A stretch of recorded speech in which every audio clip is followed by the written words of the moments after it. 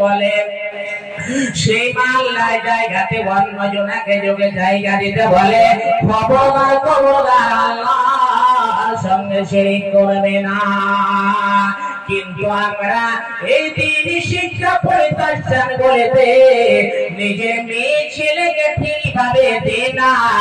School কলেজে দিতে গেলে কত টিউশনি ফিস লাগে, অনেকগুলো টাকা খরচ করে মাস্টার ডিগ্রি পাস করাবে। কিন্তু আপনি মাস্টার ডিগ্রি পাস করে ওই ছেলেকে আপনার জন্য দোয়া করবে না বন্ধু। ওই ছেলেটি এই মতো মাদ্রাসা বলেতে ঠিকভাবে যদি পড়াশোনা করে আপনার জন্য দোয়া করবে কে? বলে রব্বির হামহুমা কামা রব্বায়ানি সগীরা। কিন্তু এখনকার ছেলে মেয়েরা দ্বীনি শিক্ষা শিখতে চায় না। এই মোবাইলের যুগ উঠেছে, মোবাইল নিয়ে ব্যস্ত।